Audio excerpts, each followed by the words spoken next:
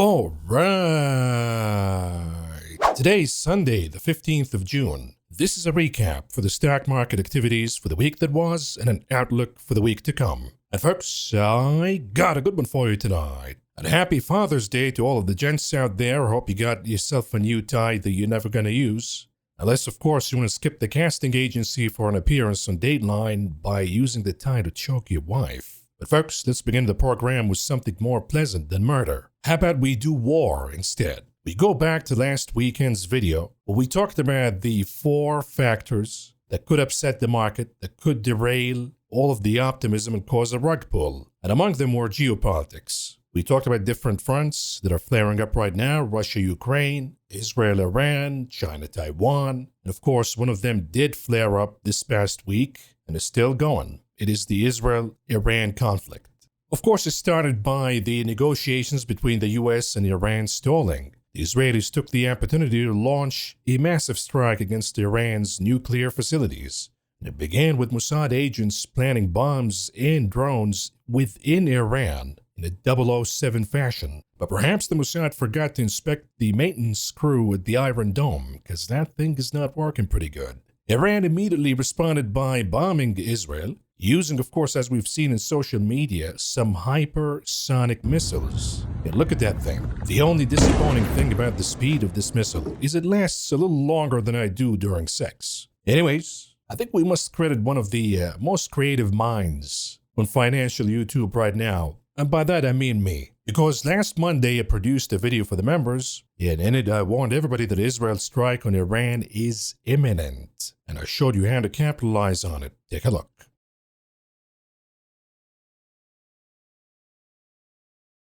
And we got to position ourselves, folks, because you got to remember that the nuclear deal with Iran, the deadline is coming up in 2 days. Today, we got the news that Iran rejected the counter proposal by the U.S. We got the news that Netanyahu from Israel called Trump today and basically is trying to feel him out. I don't think that Netanyahu needs any intelligence, whether the U.S. is going to strike a deal or not. I think he has eyes and ears within the U.S. government. I mean, they got caught spying on Trump in the first term, and that story got buried right away. You never heard about it after the first day. If it was China, if it was Russia, it would have been 24/7. But anyways, the Israelis know that there is lack of progress in the talks, and we have a deadline coming, and they're itching. They're itching for a failure of these talks to begin striking Iranian nuclear facilities right away. And you have to position yourself for this outcome. Beginning this week, you got to have exposure to crude oil. We're going to have exposure to the defense contractors. So keep an eye open here, but I think that we have a flare-up in the geopolitics coming really, really soon. But my 2 cents say, looking at the old man gold, we still have the inverse head and shoulder pattern. We're playing out a little bit of negative momentum right here, but I think that we're consolidating all in all for another breakout higher. We're just waiting for the dollar to take a flush based on the CPI or the PPI, and then we see gold heading higher again. Here's the daily chart for crude oil. What you're seeing right now is a bullish breakout. It began right around here. That's back in May. So we already have a bullish breakout happening in crude oil, but it struggled to crack above the 50 days moving average in blue. We finally had that, consolidating in a bull flag pattern, now having the bullish confirmation of closing above 64. The Vortex is confirming, the RSI is confirming. And folks, I gotta say that this Iran-Israel news is really concerning. And I think that Israel is going to pull the trigger and do it, because what is the consequence? Iran is going to strike them back? Sure, maybe. But then the big daddy is going to show up and defend Israel. So they have nothing to lose here besides maybe some bases or some rockets landing in before the big daddy shows up. And if that is the case, then we're probably going to see crude heading higher. And this is why I want to add bullish exposure to crude before the end of this week.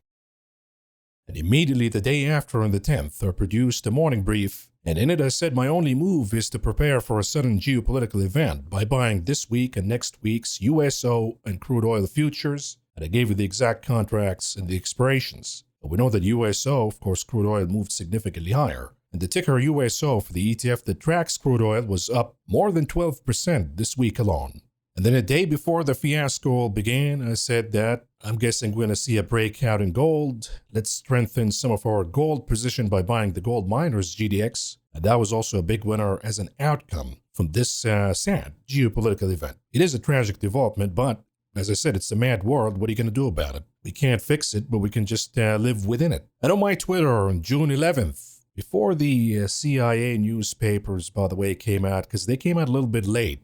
A day before the strikes, they said, oh, maybe we're going to have a strike. I told you beforehand that there is a rumor that the Mossad is doing a coup in Iran. We'll revisit that in a minute, because that's the ultimate goal behind this war. So I guess I got more intelligence than the CIA, even though I'm a financial YouTuber doing a show from my garage, which is, by the way, the title of my new hip-hop album, patreon.com. But apparently I got more intelligence than the Iranian generals. I mean, it was obvious. It wasn't really that hard to predict. The rumors were flying all over the place, but somehow they felt too comfortable to sleep at the same place they usually sleep at. And then a little bit of an early wake-up call as we see the missile breaching the bedroom wall and killing many generals. It was a sophisticated operation.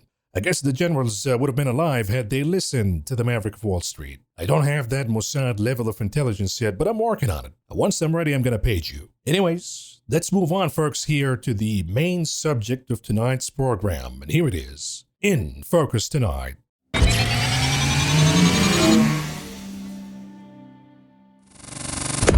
War. Yeah, baby. We've been waiting for a new one. The warmongers on Twitter, of course, the keyboard warriors are so happy they're jerking off to it right now. They got another war to keep them busy. But folks, I want to go back to why did we get here? Why was it easy to predict that Israel is going to do what it did this week?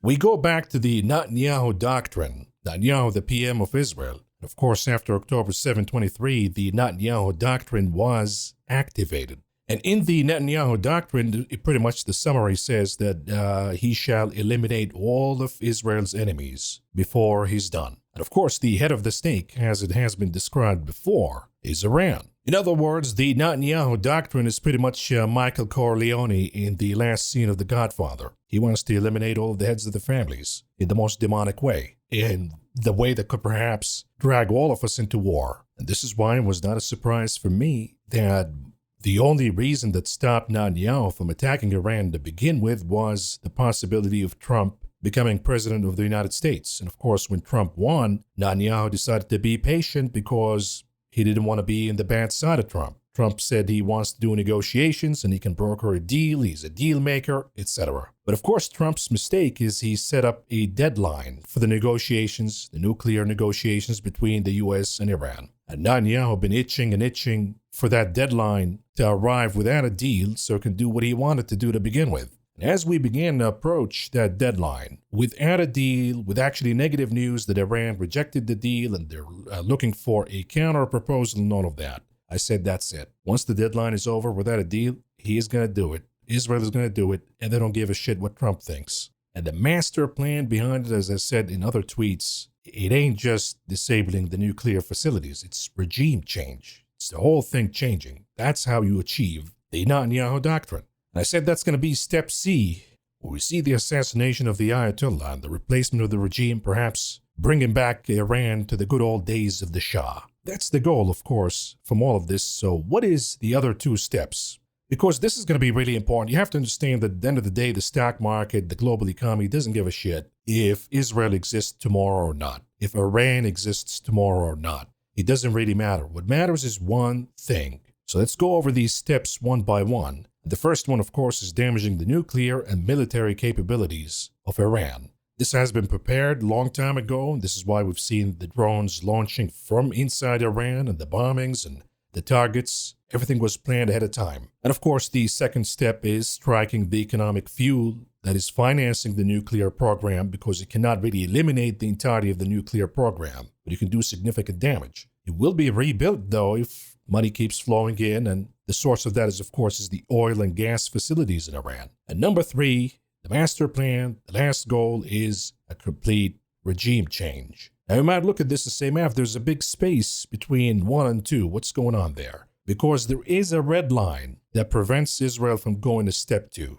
And that is Trump, of course, will be pissed off if Israel attacks the oil and gas facilities in Iran. And we see the price of crude oil surging higher because that's going to mean inflation. And he wants to be the guy who's known as, oh, he beat inflation. Any spike in inflation will damage all of his calls against the Fed to reduce interest rates, all of the bragging about the economy, which is not doing so good, by the way. And this is why Israel been holding up on that step. So what do we do between now and then? This is really important for us to understand because the outcome is going to dictate what's going to happen in this conflict and what's going to happen in the trajectory of the market and the economy. We have 4 possible outcomes. Number 1, the most benign one, the ideal one, is Iran is going to feel the pressure and succumbs to a deal. That's what Israel admitted today, that we will not be able to destroy all of Iran's nuclear infrastructure, and it's clear that this will end in an agreement. And Trump, perhaps a few days ago, before the strikes even happened, said, hey, maybe they're going to help the negotiations. I think it's a fool's errand,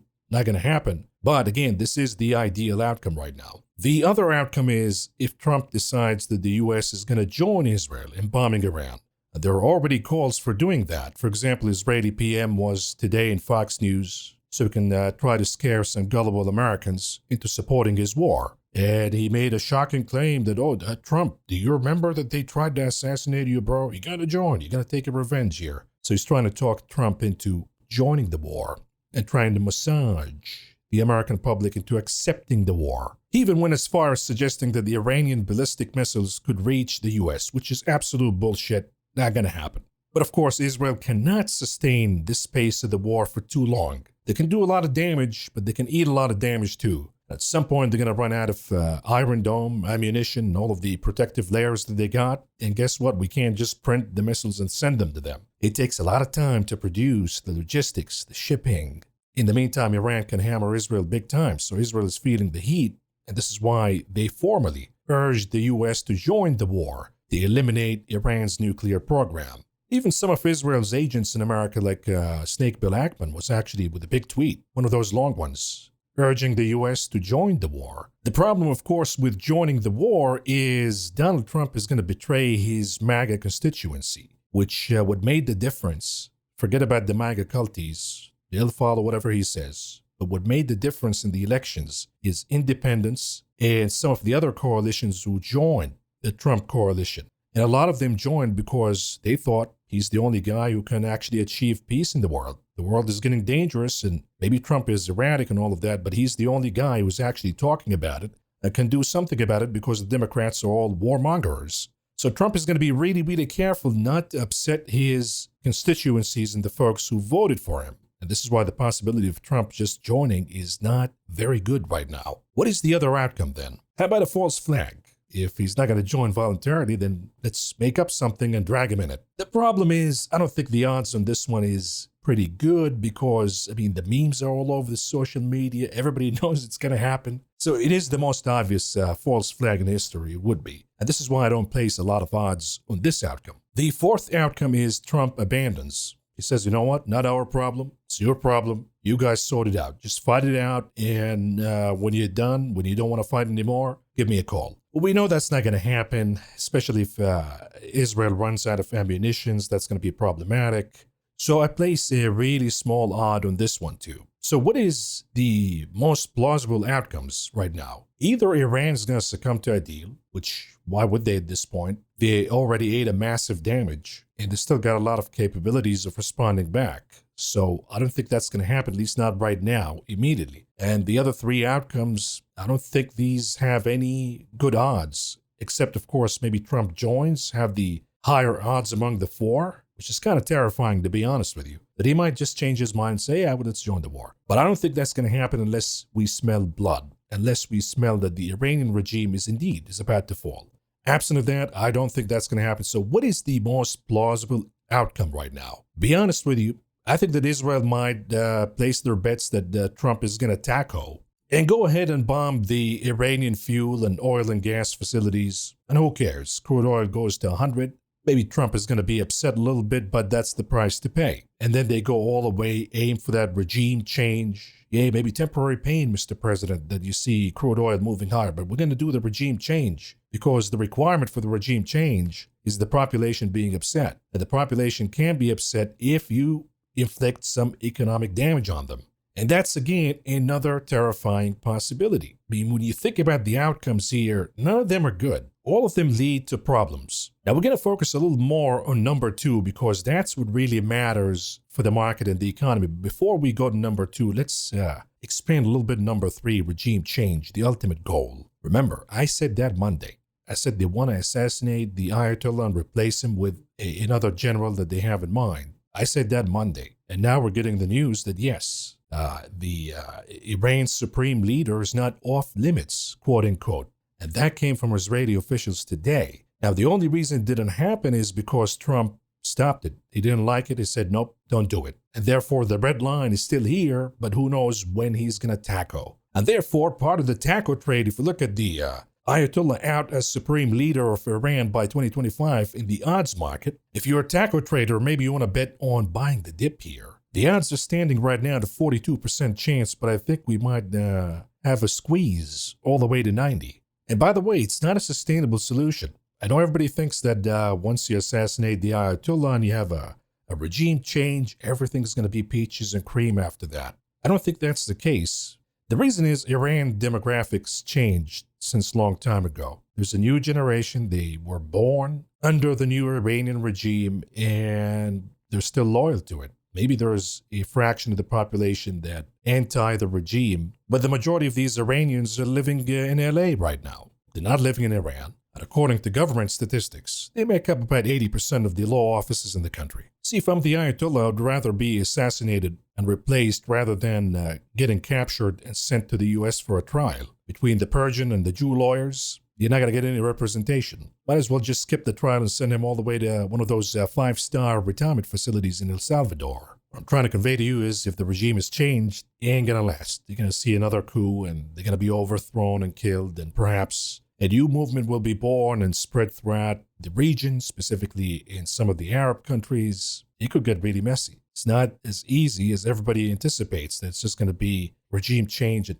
everything is peaches and cream. I think we've learned that the hard way as Americans doing regime change in the Middle East. But let's go back to the slide because, as I said, the market doesn't give a flying you-know-what about Israel or Iran, or whether if both countries disappear tomorrow, it ain't going to make a difference for the market. What the market cares about is number two. If there is a strike on the oil and gas facilities and we see an oil crisis, why is that important? Because that's going to move inflation higher. That's going to eliminate any Fed rate cuts out of the way. And we have tariffs on top of that. It's going to get really, really ugly for the economy. It's already happening at a limited scale, sort of testing the water by Israel. They did attack some of the oil and gas facilities in Iran, not the major ones, not major strikes yet. They're just testing the water. If it moves from testing the water to actual bombing and elimination, disabling some of these oil and gas facilities, that's when it becomes problematic for the stock market, because right now the market doesn't really care that much. It is worried about it, but it's not reacting properly because number two was not activated in full. Even though we see some insiders and funds exiting the market right now, Bank of America says that we have the biggest outflow out of the U.S. stock market in 11 weeks. About $9.8 billion redeemed out of the stock market this week.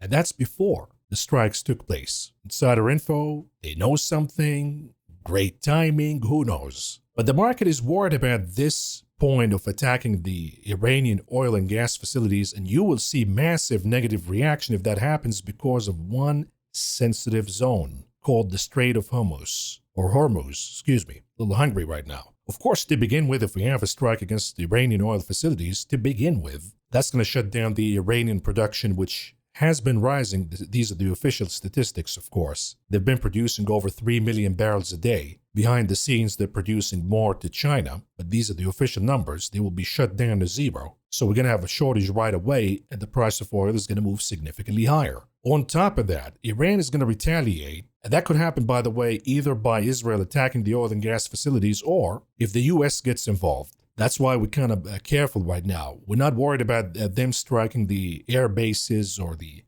military facilities that we got because we've already emptied all of those. And they know that that's a no-go. What we are worried about is if we get involved in this war, the battle might shift to the sea, the Strait of Hormuz. And that closure, not just going to shut down Iranian output, but it will shut down more than 15 million barrels that transfers out of the Strait of Hormuz from other countries. And that's why we're not doing it, because if that happens, you'll see oil at least at 120, if not even more. The top oil exporters via the Strait of Hormuz, you got the UAE with about 2.8 million barrels of crude. And that's per day, of course. Saudi Arabia, 6 million barrels per day. Kuwait, 1.3 million barrels. Iraq, 3.2 million barrels. So we're talking about a significant portion of the global oil trade being blocked and jammed all together. You look at the map right here, a lot of oil and gas facilities, a lot of refineries all over the place. Those are going to be targeted too. And the worry is if the battle expands and the U.S. is involved, where do you think that involvement is going to come from? It's going to come from U.S. bases in Qatar. It's going to come from U.S. bases in Kuwait, in Saudi Arabia. So Iran is going to retaliate by hitting the oil facilities in these countries and could disable the production and cause even more damage. That is the nightmare scenario. Otherwise, the market doesn't give a shit if there's Israel or Iran tomorrow.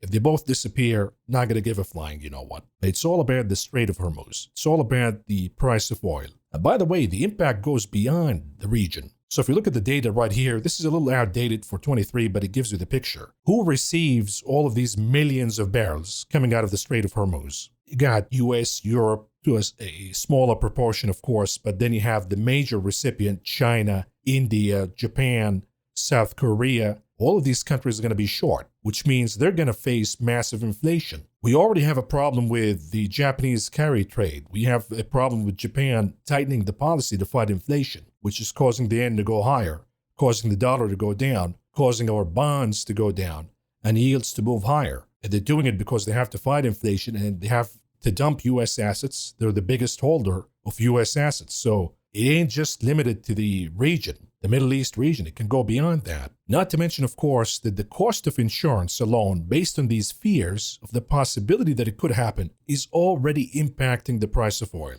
And that's going to intensify in the next few days. The headline from the Financial Times reads, "Oil tanker owners reluctant to brave the Strait of Hormuz." So the ships are already kind of scared to go in there. They're going to ask more to transport the oil. And on top of that, the insurance is going to be higher. All of that's going to add more inflationary pressure on the price of oil. Now, when we look at the odds, will Iran close the Strait of Hormuz in 2025? The odds right now, 37%. I think these odds might go significantly higher because, as I said, I don't see a positive outcome out of this. Either we're going to be dragged in for some reason, or Israel is going to go the distance and execute the plan. The response, of course, is going to be a battle in the Strait of Hormuz. Now, add to that commercial crude oil stocks in the U.S. have been trending down as of late. So there is a little bit of a shortage to begin with and lack of production. When the price went down, a lot of the drillers are shutting down, not producing as much. And it takes a long time for them to ramp up the production. It doesn't happen overnight. So any disruption in the Strait of Hormuz could cause massive inflation in the price of oil. And that will, of course, impact the global GDPs negatively. We already have problems with recession fears and tariffs. Add on top of that, inflation in crude oil. If we have a significant escalation in the war, the world will lose 1.2% of the GDP. The US GDP will go negative to 1.9%. The Eurozone will go down negative to 2.3%. And Japan will go negative by 2.6%. So you see that we have a massive economic impact. And this is what the market cares about. It doesn't care about who's throwing rockets at who, and who's bombing who, and who's getting killed and who's getting assassinated. What the market cares about is, will we see oil inflation from this war? That's what it boils down to. So let's talk about who's going to be the winner from all of this. Of course, you have gold, you have crude oil and energy stocks, heating oil, grains, fertilizer stocks, and defense contractors. Let's go one by one. Gold, of course, is the most reliable hedge right now in the market. U.S. bonds are no longer reliable. Even with the escalation that we've seen, U.S. bonds got sold. So investors across the globe are saying if we have a flare-up in the geopolitics, I'm better off buying gold, not U.S. bonds. And that's going to benefit, of course, the top producers like China, Russia, and of course the central banks who have massive reserves of gold. Number two, crude oil and energy stocks. So we talked about the crude oil dynamics, that we could see a massive shortage, and that could drive the price higher. And if you look at the break-even prices for many of the energy stocks that we have, be it Chevron, Exxon, BP, all of them require prices in the high 70s, high 80s to begin to break even, because they've committed a lot of dividends and buybacks. My hunch is a lot of these companies will walk back the buybacks. They'll leave the dividend as it is because they don't want investors to exit. But they're going to begin to cut in the buybacks because it is useless to begin with. And that might reduce the break-even price requirement. If we see the price going higher, either way, even without cutting the buybacks, the value of these stocks will improve. If the price of oil goes over 70 again, 75, better yet above 80, a lot of these companies that are oversold right now in the stock market will become really oversold and undervalued. So you see in the weekly performance of the market this week, energy was number one. By far, it was the biggest mover. To the upside, of course. Why? Because a lot of folks are anticipating that if we have an increase in the price of oil, the valuations are really cheap in these energy stocks. They're going to make break even and then some. Now, when it comes to number three, heating oil. Of course, heating oil is the top benefactor from the Middle East conflict. It went up by the most on Friday's session, as we've seen Iran responding to the Israeli attacks. Why is that important? Because refining capacity is limited. We have limited refining capacity in the U.S. We have limited refining capacity in Russia now. And a lot of us rely on India. But that's going to be overwhelmed if we see the Iranian refiner capacity getting out of the market. And that's why we see diesel, aka heating oil, moving significantly higher. Which stocks benefit from this kind of dynamic? The top three would be Valero, ExxonMobil, and Marathon. The refiners, if we see shortage in refineries, the price of diesel goes up, you'll see these refiners doing pretty good. And this is why on the 11th, before everything started, we did buy and add VLO Valero, the top refiner in the country, as a part of the longs in the Maverick portfolio. Now we go back to the board, number four, grains. What our grains have to do with it? Here's what happens. When the price of crude oil goes higher, so do the prices of grains. You can grab a chart of corn or wheat, whatever you want to choose, and you'll see that correlation with crude oil. On top of that, on Friday, soybean oil futures were one of the top gainers of the day. Everything was down for the most part, but soybean oil was up over 6%. Why? Because the Trump administration is finally executing a plan to boost U.S. biofuel quotas. That means that soybean oil demand is going to go higher. With it, of course, the prices of soybeans, the commodity, because you're going to have them to make soybean oil.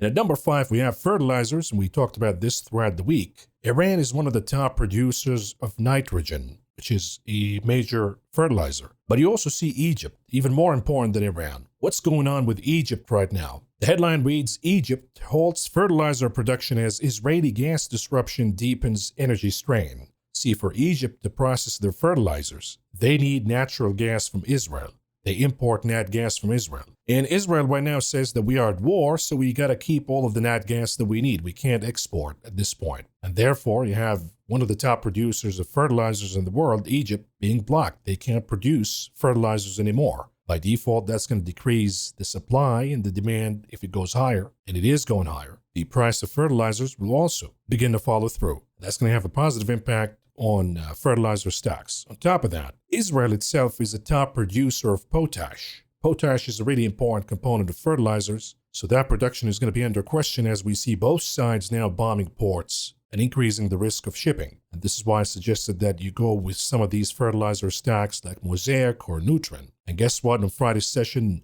Mosaic was up about over 3%. Nutrin was up over 4%. Another company, CF Industries, was up over 6.5%. And then lastly, we have the defense contractors. That's going to be the obvious choice. And in the live stream from my Top Gun members this week, when we got the bad news about Lockheed Martin, Lockheed was down over 4%, 5%. It dragged the entirety with the defense contractors from Raytheon, from Northrop, all of them were down big as a result. And I said right away, that's an opportunity to buy. First of all, Raytheon has nothing to do with Lockheed's problems. So is Harris, LHX, or Northrop, NOC, the ticker. They have nothing to do with Lockheed Martin's problems with the Pentagon. And number two, we're about to have a geopolitical flare-up. So you want to be long these defense contractors. And as you can see on Friday, all of them were up big. Lockheed recovered the entirety of the loss from the week earlier. You see Northrop, NOC, up about 4% for the day. You see Raytheon, RTX, up a little over 3.25% for the day. You see LHX Harris,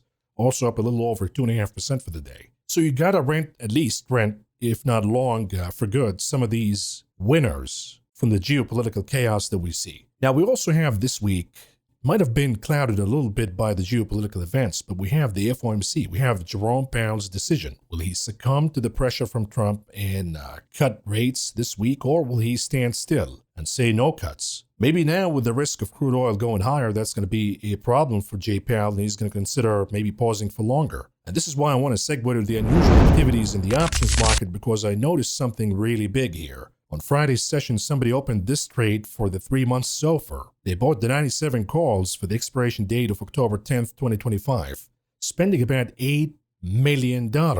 What do they know that we don't? What are they betting on here? Because if you look at the SOFR, 3-month SOFR, in the candlestick chart, and then in white, you see the SPX, the S&P 500. Every time we see a breakout in the 3-month SOFR, we see a flush down in the equities market. So if this trader is right, and we see a pop all the way to 97, which is going to be huge, then we're probably going to see a big flush in the market. Just an unusual trade that caught my eye, and we got to consider it here. The other one that comes perhaps hand in hand, massive trade. For the ticker GLD, this is the ETF for gold. Somebody bought the 320 calls and the 340 calls for the expiration date of August 15, 2025, spending about $29 million.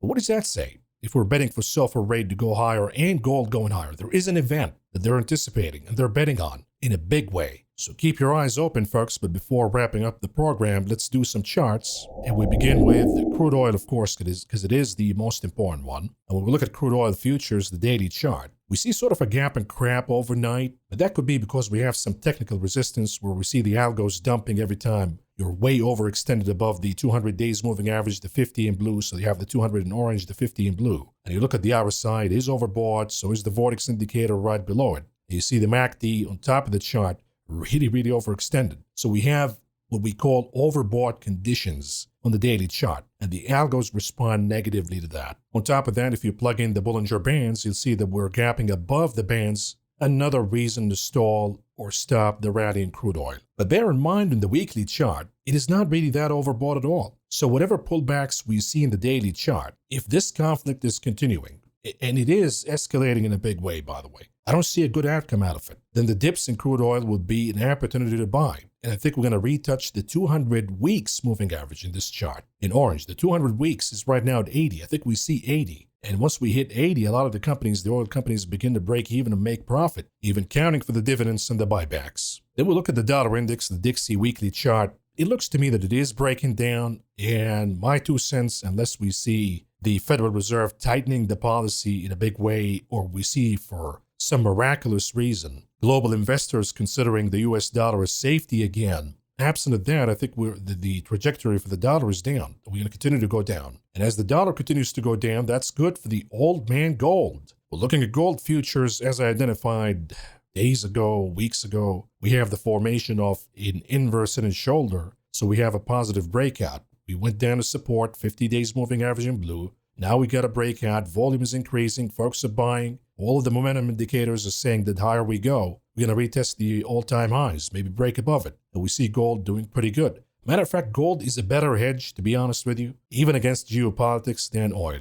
Because oil has the problem, the headwind of global recession, stagnation, stagflation. But gold is just the resource of safety that everybody's stampeding to buy right now. Looking at the E-mini futures for the S&P 500 daily chart, and again, this is at the time of the recording of this video, things could change by the time you get the video. But right now, we're above the 200 days moving average. We're beginning to lose a little bit of steam. The negative close that we got on Friday's session is at higher volume, which tells you that there is a good possibility we might flush, lose the 200 days moving average. And once we do that, now you have the algorithms dumping. Now you have a lot of traders, investors dumping. And we already talked about one of the biggest outflows out of the stock markets in weeks. That could intensify, and the 200 is the line in the sand. If we lose it, forget about it. We're probably going to flush all the way down to 58, 57, and then we'll see where we go from that point. If we look at the weekly chart, you want to look at the 50 weeks moving average. It is really close to where the 200 days moving average is, but if we lose that, that's going to be a double confirmation. If we lose the 200 and the 50 weeks moving average, 200 for the daily, of course, 50 for the weekly. If we lose both, confirmation that we're done here, we're making a lower high. We're going to begin to retrace some of this rebound, if not all of it. You look at your leading indicator, the Russell 2000 small caps futures. We already have a rising wedge, already broke down. You see the MACD indicator is shifting to negative now. I think we have a revisit to the 50 days moving average in or around 2000. If we lose that, then we got a problem. Your leading indicator is not saying good things. And let's look at some of the heavy-weighted components of the stock market just to see what they look like. They're going to become relevant in trying to predict where the market goes next. So you look at the XLF, the financial ETF, the weekly chart. It looks to me that it could fail.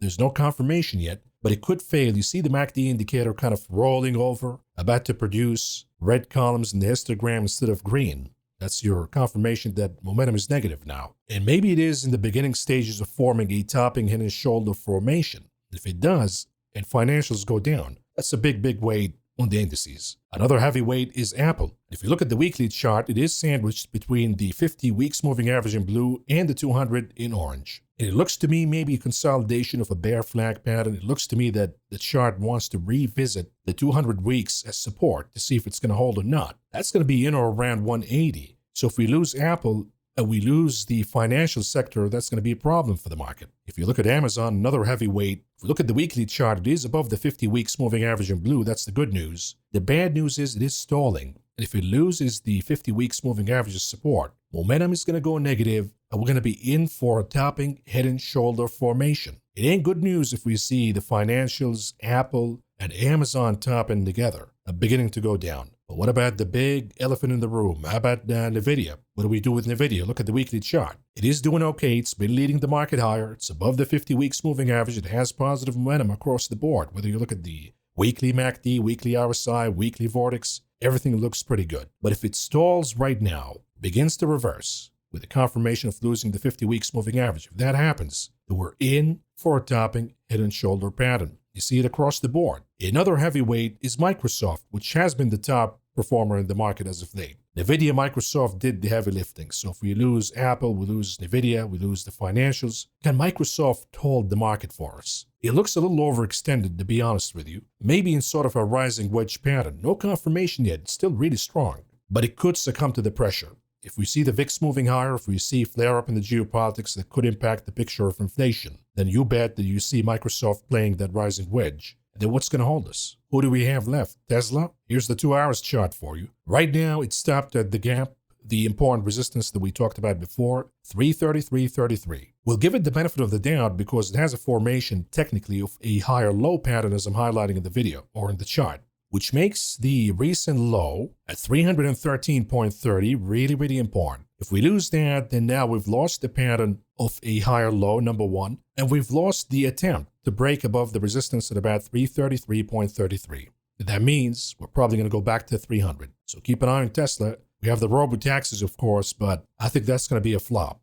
And then we got Bitcoin. What do we do here with Bitcoin daily chart? It is still performing. It's above 104,000, the important support, at least at the time of the recording of this video. Things could change fast. I would say we're forming a bear flag pattern in Bitcoin. If we lose 104,000, which will be also a confirmation of the loss of the 50 days moving average in blue, if we do that, I think that Bitcoin is going to flush all the way down back to the 90,000s. And this is a massive test for Bitcoin. Is it going to continue to act as digital gold? Is it going to track gold or track the risk-on assets in the stock market? If it does the latter, then Bitcoin flopped the test, a really important test that it's not a reliable hedge against geopolitics at least, and it is perhaps a risk-on asset, not a gold alternative. So all eyes on Bitcoin right now looks okay, but there is a risk that it could succumb to the pressure and move down. So all in all, we have a critical week.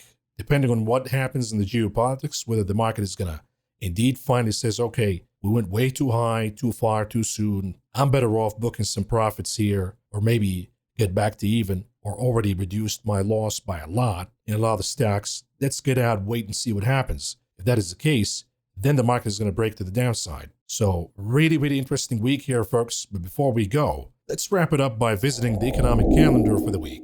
On Monday, June 16th, we have the Empire State Manufacturing Survey. So all eyes will be on the events happening in the Middle East. Tuesday the 17th, macro becomes more important as we get retail sales. That's going to be the most important piece of data. But it doesn't come alone. We have the import price index, we have the industrial production, capacity utilization, business inventories, on top of home builders' confidence index. Comes Wednesday the 18th, perhaps the most important day from a macro perspective of the week. You got housing starts, you got building permits, you got initial jobless claims, but you got the big dog Jay Powell with the FOMC interest rate decision and the conference, of course. We'll see what he thinks about inflation, tariffs, and the Middle East war. Comes Thursday the 19th. We got nothing. We got the Juneteenth holiday. But we finished the week on Friday the 20th by the Philly Fed Manufacturing Survey and U.S. leading economic indicators. On the earnings calendar this week, we have some important indicators of the consumer and the economy, such as Kroger, that comes out on the 20th. Then we have Dodden Restaurants, that also comes out on the 20th. We have CarMax, used cars, also comes out on the 20th. On the 23rd, we have a Home Builders, KB Home. All of these, I think I know based on the earnings that we got so far, what the picture of the consumer looks like. But this is also much needed feedback that could add to clarify the picture. We'll talk about the consumer in the upcoming videos we're going to make this week. So folks, if you found this show informative, please return the favor by pressing the like button, subscribing to the channel, and better yet, join us as a Maverick member here on YouTube or Patreon. You got the links in the description. That's going to give you access to the daily videos. If you choose to be in the VIP tier or above, you'll be able to access our Discord, morning briefs, the chat session, the live streams. So please consider that. But this is all I got for you for now, folks. Thank you for listening. Thank you for watching. I appreciate and love all of you. I'll be talking to you again tomorrow. Good night. Right. Look, I gotta tell you, we did suicide missions in the Army that had better odds than this.